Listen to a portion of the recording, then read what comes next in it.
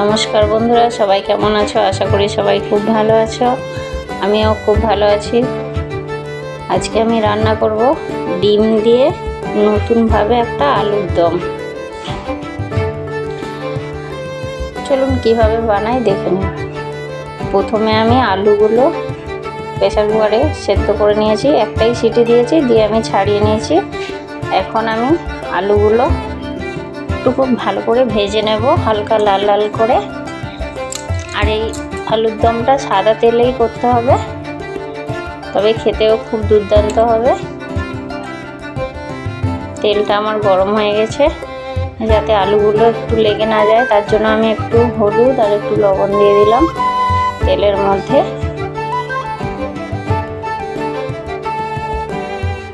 এখন আমি আলুগুলো ভেজে নেব,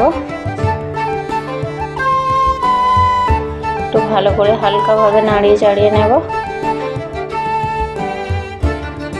আলুগুলো হালকাভাবে ভাজা হয়ে গেছে, এখন আমি তুলে নেব। আবারও কড়াইতে তেল দিয়ে দেব। এই পুরো রান্নাটা আমি সাদা তেলেই করব, আর তেলের পরিমাণটাও একটু বেশি লাগবে। আমি এখানে কিছু ফোড়ন দেব না। প্রথমে আমি 1 বাটি পেঁয়াজ কুচি দিয়ে দিলাম। পেঁয়াজটা একটু লাল লাল করে ভেজে নেব। পেঁয়াজটা আমার লাল লাল করে ভাজা হয়ে গেছে, এখন আমি টমেটো দিয়ে দেবো। আমি এখানে 2টো বড় সাইজের টমেটো নিয়েছি।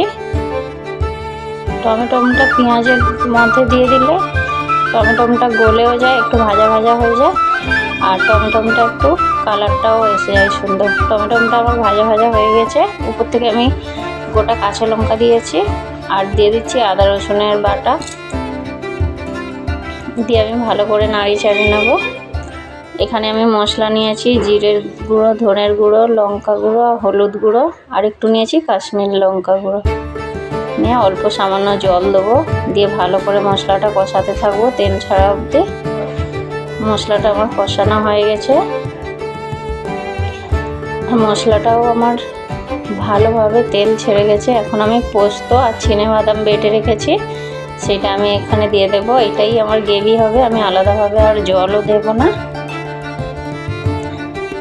এখন আমি দিয়ে দেবো চিনি আর স্বাদ মতন লবণ,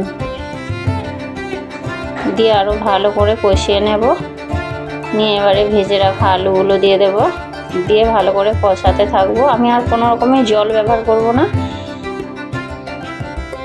এখানে আমি 6টা ডিম নিয়ে নিয়েছি। ডিমটা লবণ হলুদ মাখিয়ে হালকাভাবে একটু ভেজে নেব।